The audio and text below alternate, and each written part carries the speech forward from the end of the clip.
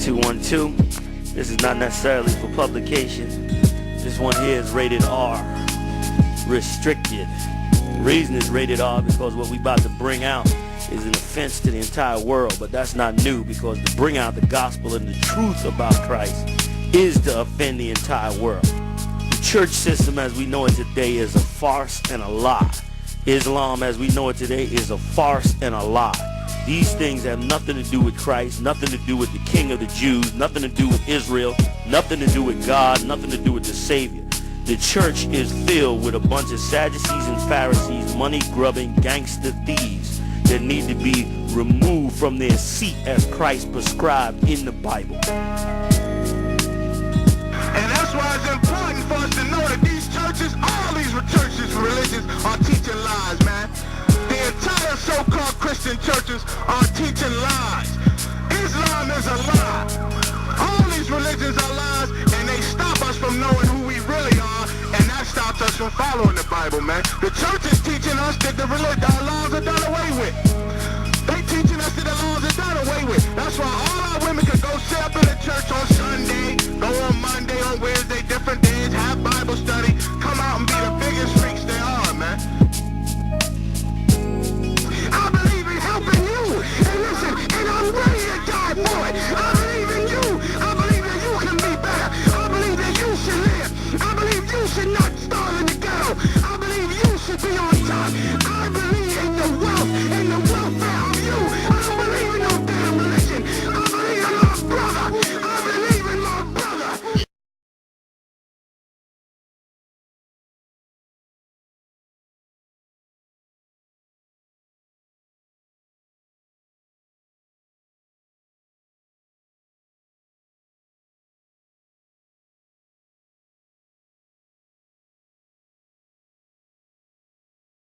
Shalom, Israel. Welcome to the I.S.U.P.K in Florida. I am priest and officer Paul, and I'm bringing to you today more Black history. The title of our topic today is the Black U.S. Marshal. The first U.S. Black Marshal was a man named Bass Reeves. This man was a slave, and he escaped from his slavery and ran to the Indian territories known as Oklahoma, New Mexico, Arizona, and became appointed by a so-called white man judge named Isaac C. Parker. Let's go into the story and begin to read more facts about the first Black U.S. Marshal.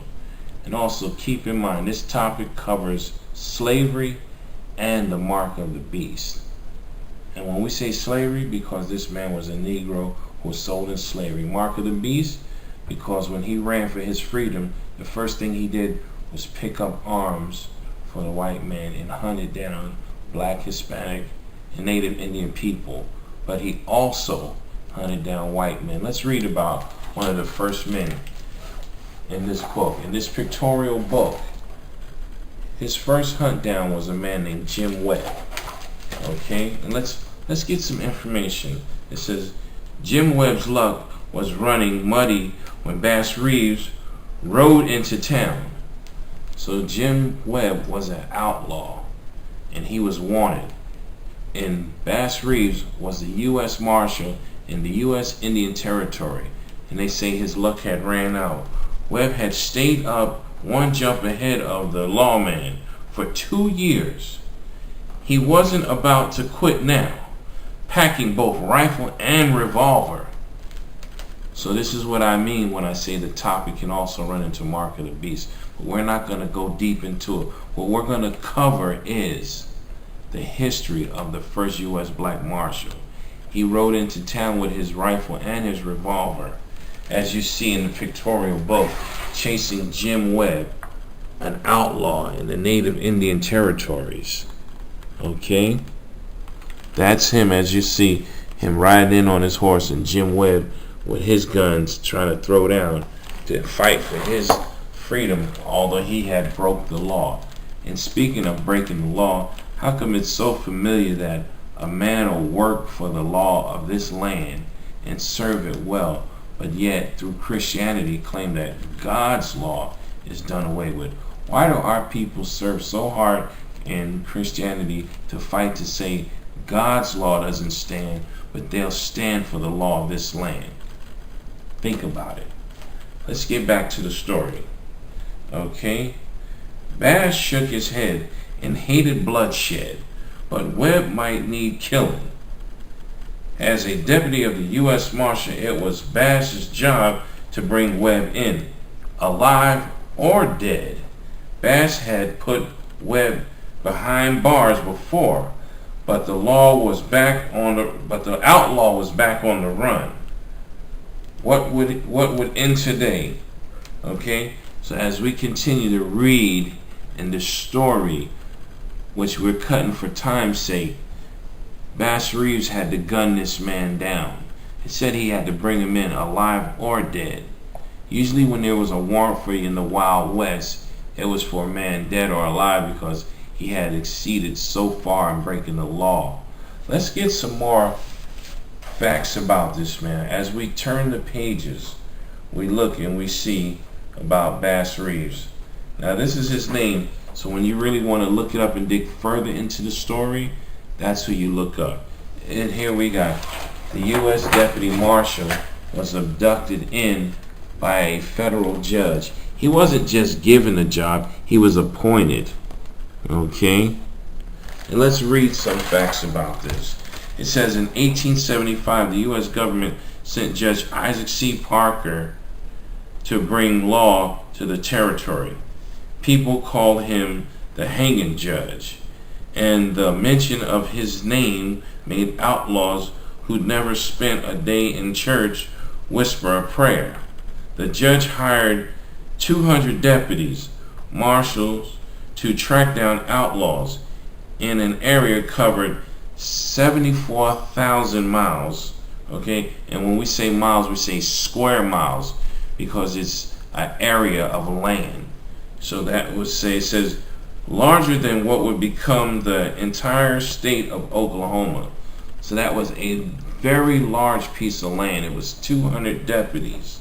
Okay, let's see. Bass was perfect for the job. So now the judge had hired Bass Reeves. Okay, he appointed him one of 200 men, and of those men, Bass was one of the most faithful, honored men. Okay, let's get more. Let's turn back into the book. Let's give a timeline, as we also see in this book here. Okay, let's go to the timeline. We're going to brief through the timeline and show you black history of the first U.S. Marshal. And here we go. Bass Reeves is born into slavery, as we mentioned before, in Arkansas, but grew up in Texas. Okay? Bass Reeves, during the 1860s, during the Civil War, he escaped his slave master and ran and landed into the Indian territories. Okay? During the Civil War ending, slavery is outlawed, so now Bass becomes a free man, and that's during the time of the 1870s. May of 1875, Judge Isaac C. Parker hires Bass as a U.S. Marshal. Okay? Now, we know when you go back in the Wild West and you look into history, one of the most famous marshals we know on television and in reality was Marshal Dillon of Tombstone. Okay? But Tombstone was a small little town. Bass Reeves was a U.S. Deputy Marshal who covered an area as large as Oklahoma, and he brought in many men. Let's go into some facts about the numbers. Okay, it's a known fact that Bass Reeves brought in over 3,000 men of felony convictions. Okay, and Judge Parker had one of the highest rate of convictions in the Western Territory, in all the Indian Territory. Let's see. As we go back into one other fact, June of 1884, when Bass Reeves is appointed as a marshal and goes on his first few hunts, a man by the name we spoke of already, Jim Webb, he had to kill him. And that killing, bringing him in dead or alive, as they would say on television, was in 1884. And this was a white man, an outlaw.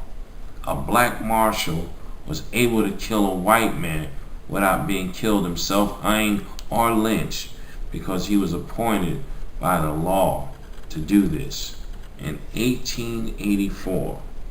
Okay, let's go to January of 1886. Belle Starr surrendered after Bass got her from a warrant. This is a woman, Belle Starr. She was an outlaw also in 1886. So he had no discrimination on who he would arrest. And then, tragically, November of 1896, the judge who's led in most longest convictions, highest convictions, and hangings, he said he had 14,000 hangings, and Bass Reeves was responsible for several of those hangings because he brought these men in. See, Judge Parker became famous behind a U.S. black marshal by the name of Bass Reeves. And that's our time, Israel. I want to say shalom.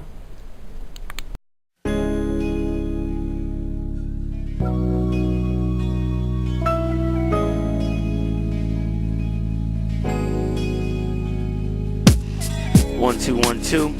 This is not necessarily for publication.